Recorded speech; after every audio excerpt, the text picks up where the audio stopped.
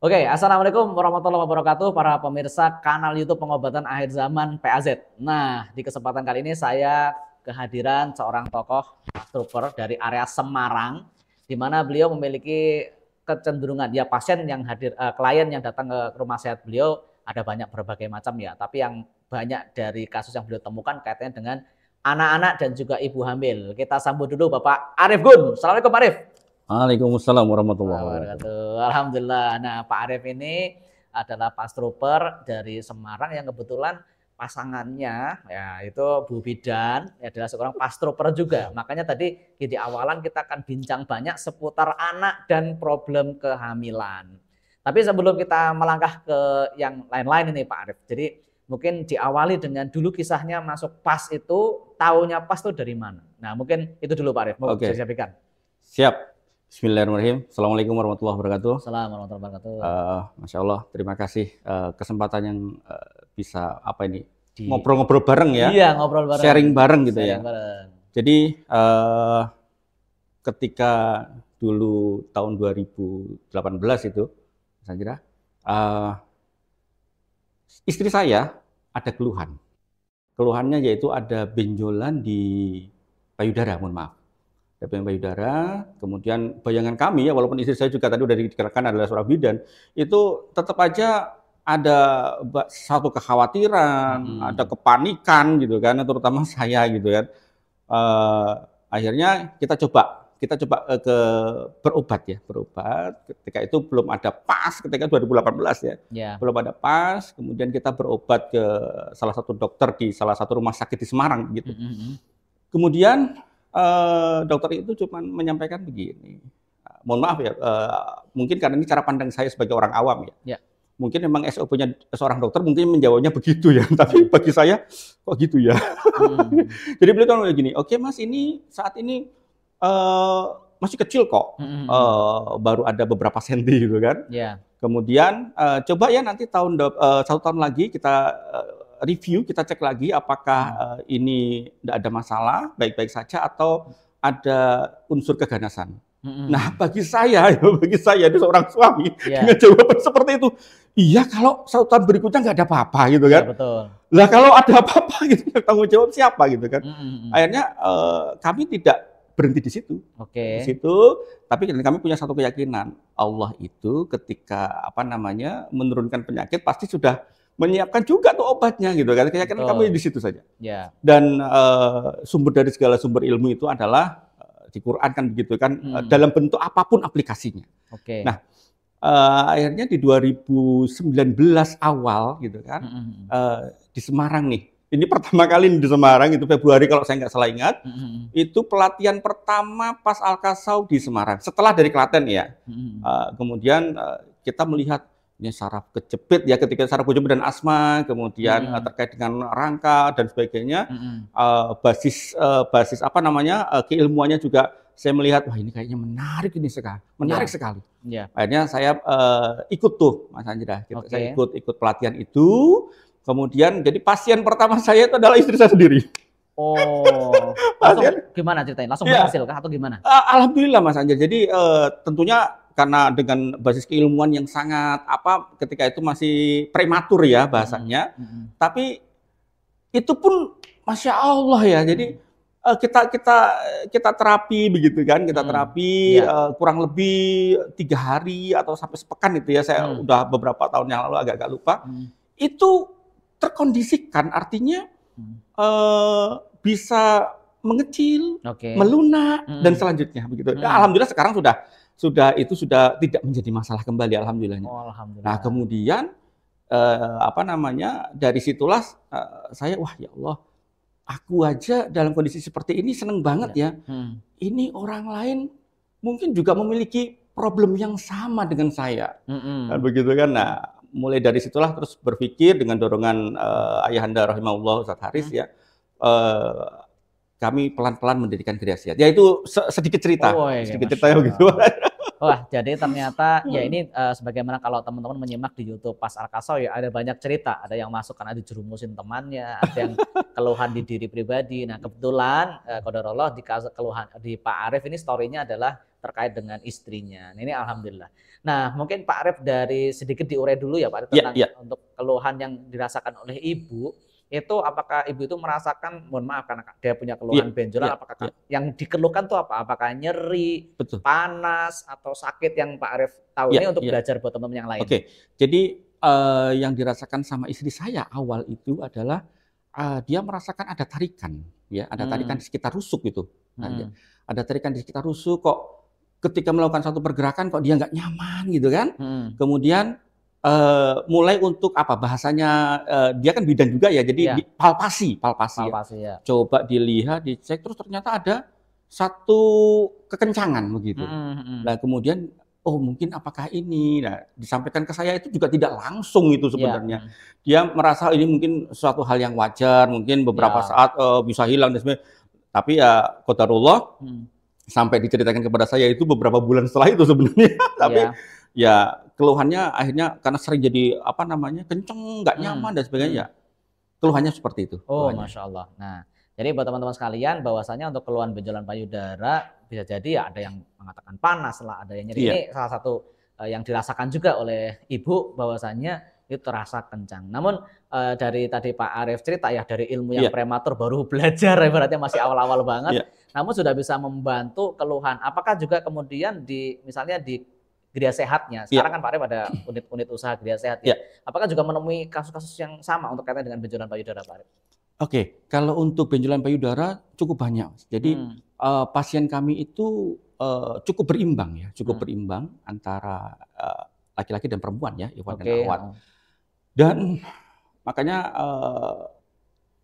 saya selaku pastruper di sini ya, selalu menganjurkan kepada teman-teman pastruper yang lainnya, terutama yang akhwat ya, belajarlah beberapa ilmu ini karena ini keterkaitannya dengan spesialis perempuan ya. Betul. Yang pertama adalah pas Mariam, yang kedua adalah baby pas. Nah ini yang ketiga nih, ini yang penting nih, benjolan. Karena benjolan di sini ya, yang dipelajari di pas ini tidak cuma sekedar benjolan payudara, tapi ada miom, ada kista, dan itu rata-rata hampir ya, mohon maaf ini hampir dialami oleh perempuan dari segala segmen umur. Oh, ini yang ya Allah, ini makanya setiap saat gitu saya selalu kepada teman-teman pastruper yang terutama yang awat, yuk ini banyak sekali sekarang problem yang terkait dengan perempuan. Jadi kalau kita benjolan sementara ini kita mungkin secara umumnya hanya kebanyakan benjolan payudara begitu ya, tapi miom, kista itu sudah jamak. Bahkan saya pernah mendapatkan pasien yang ada miom, itu dia belum haid. Oh, nggak apa-apa, dilanjut aja benjolan miom ini, silakan. Ya, ini menarik sekali. Artinya wanita yang belum haid pun dia ada potensi nih, ada potensi untuk terjadinya benjolan. Nah, disinilah yang kita pelajari di pas ini, oh ternyata benjolan itu penyebabnya adalah ini, kan begitu. Nah, inilah yang kita selalu mengharapkan kepada teman-teman, terutama yang pastruper akhwat ya, yuk belajar. Terutama yang 3 tadi saya sebutkan, karena ini sangat penting sekali. Tadi yang tentang miom Pak Arif mungkin bisa ceritakan salah satu di antara keluhan-keluhan miom yang Pak Arif ini. Wah, ini saya sendiri mungkin bahkan Pak Arif sebagai seorang pastruper tidak menyangka ternyata miom dengan keluhan yang seperti itu bisa selesai dengan pasal kasal. Ini saya ada dua kisah nih Mas Andra. Boleh. Dua kisah. Kebetulan miom ini yang satu ini ponakan saya, dia ada kista dan posisi hamil. Yang berikutnya adalah ia juga ada kista atau miom dan hamil juga. Saya ceritakan yang pertama dulu ya. Yang pertama, jadi dia sudah dideteksi sebetulnya sama karena kita berkolaborasi ya. Alhamdulillah kita di sini berkolaborasi dengan tenaga medis dengan tenaga medis. Kemudian sudah terindikasi bahwa dia ada miom kurang lebih sekitar 4 sampai 5 cm. Nah, kemudian pada saat ternyata hamil, dia dapat choice dari dokter itu. Ini ada kemungkinan bayinya tidak berkembang karena rebutan nutrisi nih dengan miomnya. Jadi kondisinya sedang hamil bersama ada miomnya. Iya, tapi miomnya dulu nih.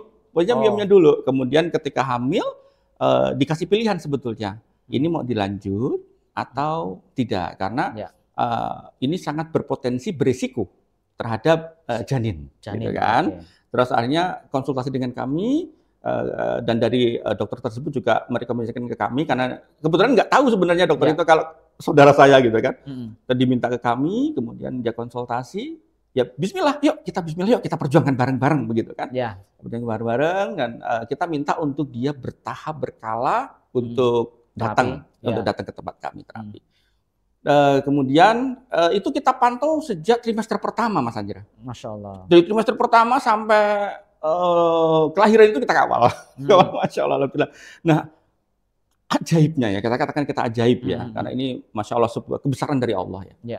Itu satu, dia kondisi awalnya itu biasanya nutupin jalan lahir. Kemudian alhamdulillah tidak menutupi jalan lahir. Kemudian karena kalau nutupin jalan lahir itu pilihannya sesar. Mohon maaf ya, pilihannya sesar. Kemudian ternyata alhamdulillah tidak sesar, gitu kan? Tidak sesar. Kemudian pada saat lahir itu kistanya atau miomnya itu hilang. Oh, Masya Allah. Itu kalau dari tadi kan berarti Pak Arief tadi menyampaikan kolaborasi dengan seorang tenaga medis ya. Apakah ada laporan di antara bulan-bulan tersebut, apakah kistanya itu mengecil atau apa sebenarnya yang terjadi? Iya, jadi laporan itu dari beliaunya, karena kita komunikasi ya. Itu kista atau miom itu semakin mengecil dia, makin mengecil, kemudian masih ada sisa sebenarnya. Artinya sisa itu masih ada benjolannya. Nah, pada saat lahir itu hilang. Sampai dokternya itu, mohon maaf, tenaga medisnya itu sampai bingung. Loh, kok bisa udah nggak ada ya? Beliau sendiri juga bingung. Kok pada saat lahir kok justru bersih semuanya. Oke, Masya Allah.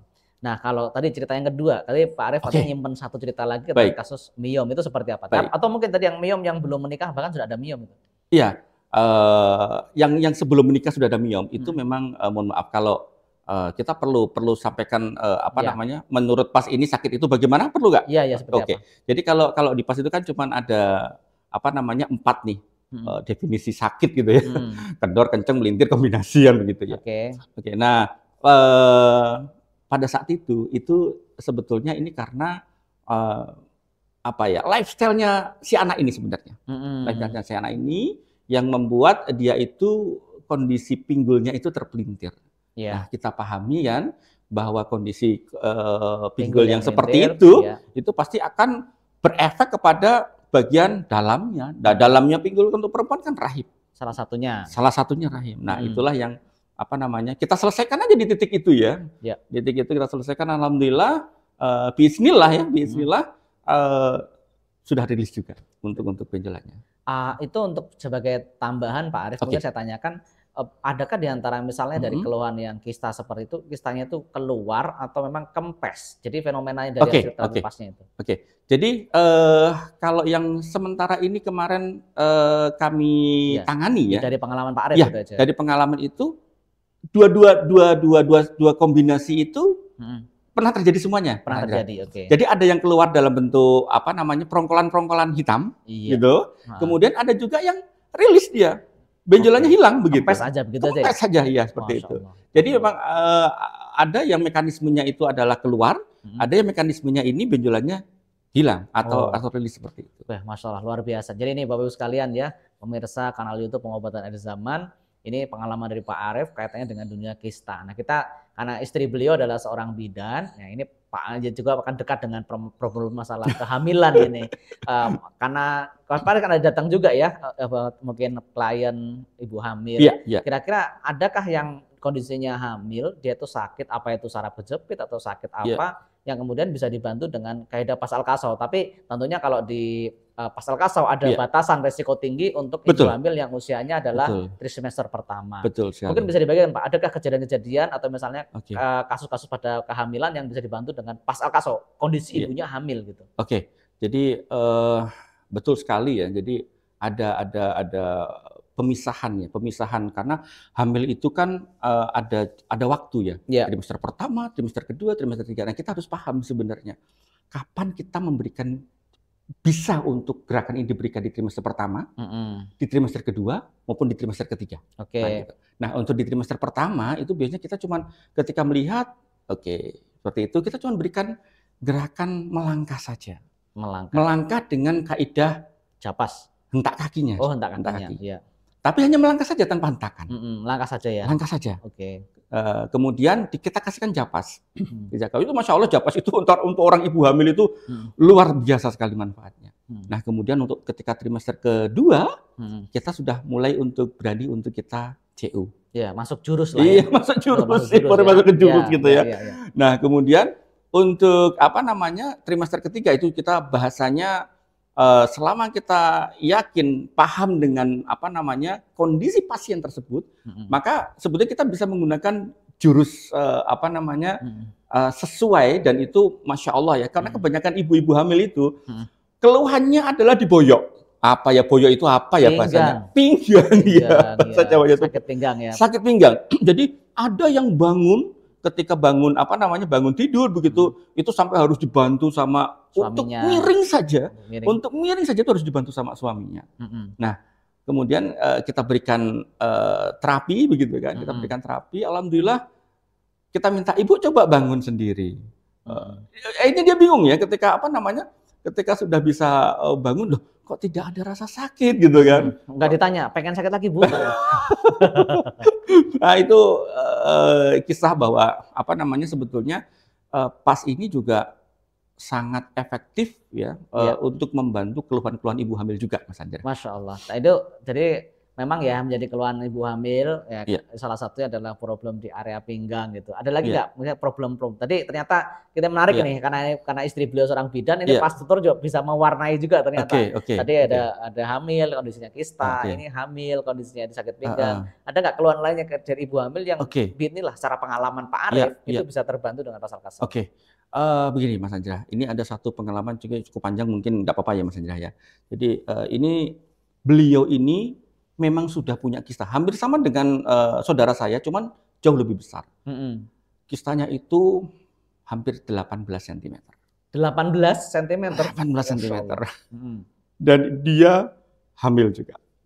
Nah ini sungguh sangat resiko tinggi, sangat resiko tinggi. Dan qadarullah itu benjolannya itu sudah nempel di dinding rahim. Oh, itu apa maksudnya kalau sebuah benjolan nempel di maksudnya apa? Apa itu sangat berbahaya? Sangat berbahaya sekali. Artinya sangat berbahaya sekali ini kalau katakanlah pun tidak diambil ya atau dioperasi sesar, maka ini akan potensi pendarahan. Maksudnya ketika dia nanti lahiran akan pendarahan begitu? Betul, iya. Nah, tenaga medis tersebut menyampaikan bahwa ini nanti ketika dioperasi kan harus operasi, Mas Andra. Harus operasi. Ketika dioperasi maka ini harus sekaligus rahimnya diambil. Qadarullah suaminya enggak mau gitu kan. Saya masih pengen punya anak lagi gitu. Ya, pasti itu pilihan yang berat ya. Betul. Rahim satu-satunya untuk diambil. Betul. Nah, terus kemudian kita ingat bahwasanya Ustadz Haris pernah menyampaikan bahwa PAS ini adalah salah satunya adalah memperbaiki kualitas hidup. Gitu ya, memperbaiki kualitas hidup. Nah, tenaga medis tersebut juga menganjurkan ke tempat kami. Alhamdulillah beliaunya itu seminggu sekali, sepekan sekali beliau mau, minimal dua pekan sekali beliau mau terapi datang ke tempat kami. Itu maksudnya kondisi kehamilannya udah usia berapa Pak Arief?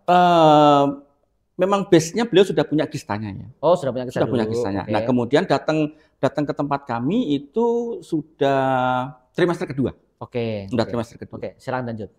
Nah, ketika itu kita berjuang sama-sama karena pilihannya sama itu dengan harus operasi dan sebagainya gitu kan. Dan pilihannya dia tidak mau rahimnya itu diambil. Akhirnya dengan kita berikan terapi rutin dan sebagainya, yang tadi melengket Mas Andra ya antara dinding rahim dengan benjolannya itu, kistanya itu sudah rilis. Maksudnya maksudnya kistanya lepas dari rahim. Lepas dari dinding rahimnya. Ya, dari dinding rahimnya, sehingga apa? Operasi tetap operasi. Karena memang nggak mungkin itu dikeluarkan dalam normal. 18 cm ya. Iya, 18 cm, kemudian ada bayi juga. Maka pilihannya mau nggak mau itu memang harus operasi ya. Akhirnya dioperasi, kistanya bisa diambil tanpa rahimnya diangkat. Bayinya juga sehat. Bayinya sehat, luar biasa. Allahu Akbar. Masya Allah.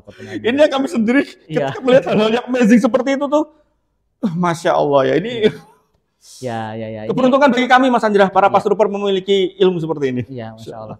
Ya, memang kalau Ustadz Haris rahimahullah pernah menyampaikan ya di kelas juga bahwasannya kalau untuk keluhan benjolan itu Ustadz Haris mengatakan, misal kayak kejadian kayak tadi Pak Arief sampaikan, tugas pas trooper adalah berusaha bagaimana benjolan tersebut bisa mateng kemudian lepas. Betul. Itu memang sudah beliau sampaikan, atau mateng kemudian bisa diambil. Jadi tujuannya benjolan tersebut tidak seperti kayak benalu di pohon ya Pak. Jadi dia terus menyerap nutrisi dari tubuh si klien ya. Namun dengan terapi pas harapannya ini benalu ini betul-betul udah lepas, sehingga kalaupun memang jalan satu-satunya terbaik adalah operasinya pun betul-betul hanya mengambil si benalu ini. Betul sekali. Tanpa menggores ataupun merusak dari organ. Kalau misalkan di rahim itu adalah rahimnya lah, jangan sampai rahim terangkat. Ini kabar yang luar biasa. Kasihan ya Pak, ini kan bidan pasti nyambungnya ke anak-anak. Ada nggak ini pengalaman terapi dengan baby pass ya, dengan untuk kasus anak-anak misalnya? Ngomongin kasus anak itu bikin berbau bawang ini Mas Anjir. Wow. Jadi begini, ada satu kisah yang menarik sekali. Ada seorang ibu yang menggendong anaknya ya, karena saya tidak mengatakan bayi karena dia sudah cukup besar. Usianya berapa Pak Arif? Ketika itu datang sekitar 5 tahun Mas Anjir. Sekitar 5 tahun datang ke tempat kami dalam kondisi yang atasnya itu kendor, atasnya itu lemes, tapi bawahnya tuh kencangnya luar biasa. Itu perlu dideskripsi Pak, maksudnya kencang tuh. Jadi menegang, kaki itu menegang, ditekuk nggak bisa. Oh, kaku sekali ya? Kaku sekali. Kemudian kami melihat, wah ini harus bertahap, ini tidak bisa langsung. Karena ketika ketemu pertama kali dengan kami, dia menjerit-jerit luar biasa. Saya melihat kayak ini dengan orang trauma begitu ya. Oh, trauma dengan diterapi mungkin. Betul. Ya itu beberapa sih kejadian seperti itu. Iya, jadi melihat pertama kali itu waduh aja Mas. Dan ketika awal itu mohon maaf kita berikan terapi, kemudian terapi yang sederhana dulu awal itu. Tapi kami minta dia tiap pekan datang. Tiap pekan datang. Alhamdulillah kami juga minta untuk terapi ini dilanjutkan di rumah. Di pekan sampai pekan ke-2, ke-3 beliau merasakan ada sebuah kesulitan. Kesulitannya kenapa? Karena beliau untuk melakukan terapi itu si anak itu kan nangis luar biasa gitu kan, karena dia nggak nyaman. Kemudian di rumah itu ternyata nggak cuma keluarganya dia, tapi ada keluarga bapaknya gitu kan, ada saudaranya yang lainnya gitu. Akhirnya ketika ini tantangan memang di baby pass itu seperti itu. Jadi ketika dia di terapi meronta-ronta seperti itu mereka itu anakmu kamu apain? Tapi di pekan ke-4 atau di 1 bulan dia melihat perkembangan yang luar biasa di anak. Seperti apa Pak perubahannya sebelum dan sesudahnya? Jadi perkembangan yang dirasakan si anak itu sudah mulai bisa berdiri tegak. Sebelumnya nggak bisa, hanya tiduran saja. Iya, maksimal itu duduk Mas. Duduk. Itu pun juga dibantu, tidak bisa dia tegak sendiri, nggak bisa. Nah, di pekan di bulan pertama itu sudah mulai berdiri kan dia, sudah mulai berdiri. Kemudian di bulan kedua itu sudah mulai berjalan gitu kan, mulai berjalan. Ditambah lagi sebenarnya nggak cuman itu, tapi dia juga kesulitan untuk berbicara. Oh iya banyak ya begitu. Jadi kompleks ya. Kompleks itu. Kemudian alhamdulillah di bulan ketiga itu si anak sudah mulai bisa berjalan, kemudian responnya tubuh itu sudah bagus dan sebagainya. Dan itu isi ibu itu sampai akhirnya sudah orang tuaku mau marah, saudaraku mau apa akan aku melihat langsung gitu kan, melihat langsung bahwa perkembangan anakku jauh lebih bagus. Walaupun kelihatan terapinya kayak menyiksa. Betul sekali Mas Anjirah, dan yang Masya Allah Mas Anjirah, kalau saya boleh melanjutkan sedikit. Silakan. Beberapa bulan yang lalu saya melihat seorang anak sudah berseragam, pakai topi, kemudian pakai tas gitu kan, dan si itu adalah yang kita terapi yang awalnya nggak bisa jalan Mas Anjirah. Allahu Akbar. Wah. Dia tersenyum. Aduh, bener. Kami menangani, tim kami yang menangani ketika itu sampai nggak bisa berkata-kata gitu ya. Speechless gitu. Karena si anak itu berjalan itu sambil ceria gitu Mas. Masya Allah. Ini kalau kapan kita ada videonya bagus banget ya. Iya Mas. Masya Allah. Ini luar biasa ya teman-teman sekalian. Ini dari kasus, sebenarnya di pas al-kaso ada banyak ya kemarin yang keluhan yang sama, di mana datang kami kaku, badannya nggak bisa gerak sama sekali. Dan kita merasakan betul orang tuanya itu berharap, ya Allah berilah anak ini sekedar progres, progres supaya betul. lebih lentur. Itu Betul. kalau mungkin orang melihat, lah kok cuma lentur doang. Untuk mencapai Bikin satu yang lentur lentur, sampai yang lentur, ini Betul, orang betul. tuanya bahkan habis biaya yang luar biasa dan Masya mungkin Allah. udah banyak lokasi. Nah ini alhamdulillah di Pak Arief ini, masya Allah, ya tentunya dengan izin Allah, Iya. dengan perjuangan bersama kompak. Betul, terutama orang tua. Orang tua ya, Orang tua. kompak antara orang tua dengan terapis. Betul. 5 bulan sudah membaik dengan sangat luar Iya. biasa. Yang lain Pak Arief, yang lain Pak Arief. Oke. Ini biar pemirsa juga semakin semangat ini. Oke, kalau tadi kita ngomongnya apa namanya, ini dia yang sudah umur 5 tahunan ya. Ya. Ini ada bayi yang beberapa bulan yang lalu ya, ada 11 bulanan lah. Datang ke tempat kami gitu kan, habis dari rumah sakit, mohon maaf. Keluhannya adalah disampaikan sama orang tuanya bahwa si anak ini dia rewel. Tapi rewel ini kan bukan penyebab kan gitu kan, bukan sebab kan. Pasti ada sesuatu yang mendasari dia rewel tiap malamnya. Ternyata si anak ini sudah beberapa waktu dia tidak BAB dan dia panas. Kenapa dia panas? Karena tidak ada asupan nutrisi yang masuk. Nggak mau masih nenen atau ASI ibunya. Makan. Karena baru 2 pekan lahir Mas Andra. Oh. Ya. Baru 2 pekan lahir. Kemudian mohon maaf apa namanya? Vonis dari dokter, dari tenaga medis gitu ya. Dia sudah terjadwal untuk operasi. Apa istilahnya? Kalau biasanya kalau kayak gitu. Ya? Intinya kalau kami pahami itu ususnya melengket begitu. Oh iya, saya pernah dengar tuh Pak Arief. Cuman bahasa itunya saya nggak paham. Iya. Saya beberapa kali dengar ada kasus anak-anak yang ususnya lengket. Akhirnya kan kalau nggak salah satu di bypass, kalau nggak salah ya dipotong dan sebagainya gitu. Dipotong. Operasi dipotong. Gitu. Yang kami dengar seperti itu. Betul. Tapi gimana kisahnya gimana? Oke. Kemudian si ibu itu kan menceritakan. Dan memang tapi sebetulnya kita ketika itu tidak cuman itu ya apa namanya berbicara tentang si anak ya, tapi sebetulnya kekhawatiran dari si ibu dan eyangnya ini yang sangat berlebihan sekali ya, Bang. Jadi kita menenangkan orang tua, sekaligus kita mengajari bagaimana menterapinya di rumah. Kan begitu. Oke. Kemudian kita bantu untuk diterapi begitu ya, diterapi gitu kan, dan saya minta ini dilakukan selama 2 pekan, kita lihat progresnya seperti apa. Kemudian alhamdulillah luar biasa, bismillah, si bayi tersebut dalam 1 pekan itu BAB-nya sudah lancar, sudah bagus, dan sudah bisa apa namanya minum ASI ibunya dengan sangat lahap sekali. Oh, masya Allah. Jadi awalnya sama sekali tidak mau apa ya, kalau bayi nenen lah ya, tidak bisa nenen karena faktornya dia nggak bisa BAB gitu ya. Kemudian setelah diterapi, alhamdulillah dalam waktu seminggu sudah pencernaan sudah membaik. Pencernaan sudah membaik. Pembuangan BAB juga baik. Gitu. Betul. Wah, alhamdulillah. Kemudian ya cuman begini Mas Andra, apa namanya airnya sedikit-sedikit gitu kan, anaknya panas atau anaknya apa, dia datangnya ke tempat kami gitu. Dan lalu kemarin datang ke tempat kami itu pipinya sudah kepu-kepu gitu. Sudah gemuk, ini ada istilah kepu-kepu ini apa? Kepu-kepuin apa? Ini pipinya itu sudah gembul gitu kan, sudah gembul, badannya sudah masya Allah gitu kan. Jadi seperti apa yang disampaikan sama ayahanda kita ya, bahwasanya sebuah generasi yang kuat itu tidak tiba-tiba muncul gitu. Ya, yang kalau generasi kuat itu ya harus kita jagain mulai dari kecilnya, mulai dari kesehatan sejak dia kecil. Nah, ini mudah-mudahan apa namanya para pastruper akhwat yang mendengar, yuk belajar baby pass. Kita jagain generasi muslim kita, kita jagain generasi kita, nanti bisa jadi kuat insya Allah. Wah, luar biasa. Tadi faktor kehamilan sudah, faktor anak-anak. Memang pasiennya hanya bayi dan ibu hamil kan? Enggak Mas Andra, sebetulnya di tempat kami yang keluhan ya, kita keluhan-keluhan yang apa namanya, yang gulanya tinggi, bahasanya seperti itu, jantung, autoimun, stroke dan sebagainya. Sebenarnya kita bisa tangani. Karena di tempat Gria Sehat kami itu tidak cuma saya, tapi ada tim, kita ada tim terapis kami itu ada 5 gitu kan. Kemudian ada asisten terapisnya dan ada teman-teman magang gitu. Oke, mungkin di antara yang keluhan di area dewasa, Pak. Ini bukan area dewasa itu ya, maksudnya yang usianya dewasa. Yang usianya dewasa itu kira-kira apa Pak yang bisa dibagikan? Baik, ini kita ada,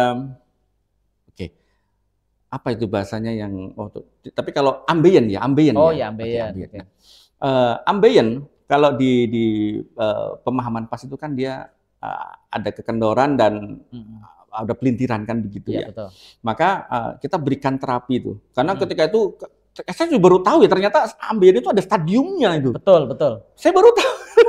Karena tapi kan kita kan tidak apa namanya tidak membatasi otak kita dengan stadium 1, 2, 3 apapun itu penyakitnya kan kita nggak mengenal itu. Maka ya bismillah saja. Bismillah saja kita cek sesuai dengan SOP kita gitu kan, kita diagnosa, kita periksa, oke, akhirnya kita berikan gerakan sesuai dengan ini rangkanya problemnya ada di mana. Kan begitu. Alhamdulillah kita juga minta sih sebetulnya sama beliau karena cerita beliau itu sangat dramatis sebenarnya. Itu udah stadium berapa Pak Arif? 3 kalau nggak salah ya. Saya nggak begitu ingat itu. Cuman dia ketika, mohon maaf, ketika pup gitu kan, mesti darah. Iya. Oh iya. Gitu kan. Okay. Nah itu kan ngeri ya. Cuman kan kita juga tidak apa namanya tidak melihat itu. Ya pokoknya udah kita kerjakan saja, kita ikhtiarkan saja. Masalah sehat itu kan itu domainnya Allah begitu ya, itu zonanya Allah. Ya bismillah dengan metode yang kita punya gitu kan, yang memang kita bisa lakukan, kemudian kita terapi, kita berikan gerakan sesuai dengan apa namanya? permasalahan dia. Itu dia yang awalnya itu setiap pup begitu, itu laporan di hari ke-3 atau ke-5 ya, itu dia sudah memberikan laporan, alhamdulillah sudah tidak itu Pak.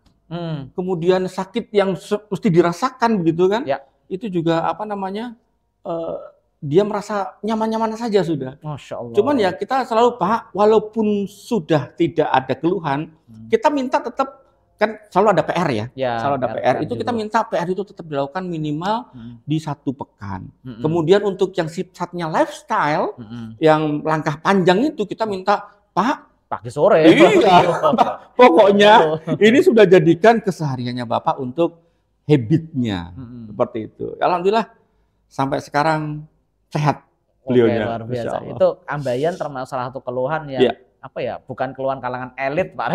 Kalau ngomong juga malu. Iya benar. Tapi kalau dibiarin juga wah menyakitkan itu Mas. Menyakitkan.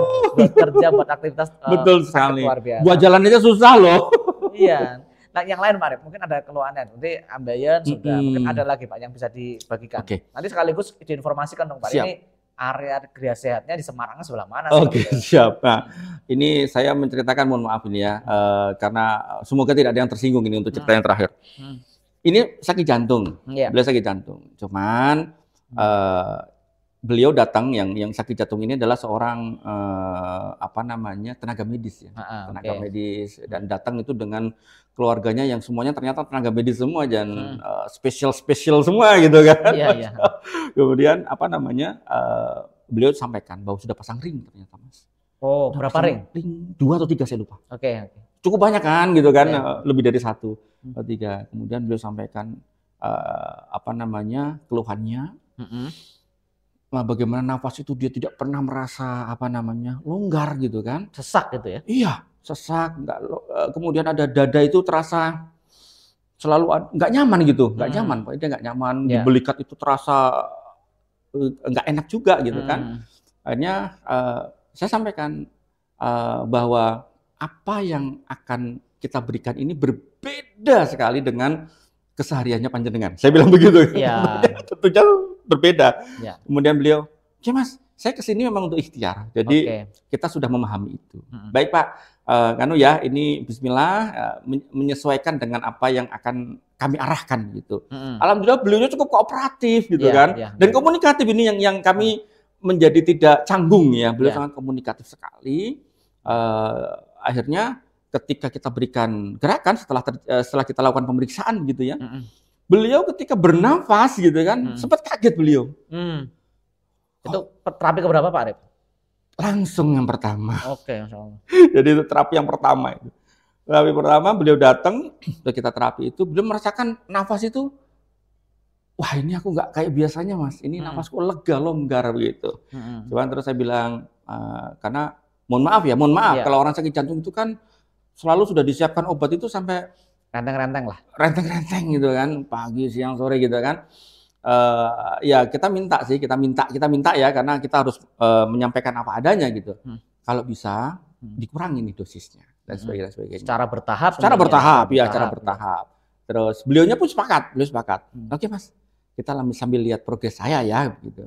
Dan alhamdulillah kita pantau. Jadi kalau di tempat kami itu ada pemantauan setelah terapi itu di 3 hari setelah itu, sepekan setelah itu, 2 pekan setelah itu, 1 bulan sudah oke. Kalau 1 bulan itu masih ada keluhan, kita minta dia untuk kontrol.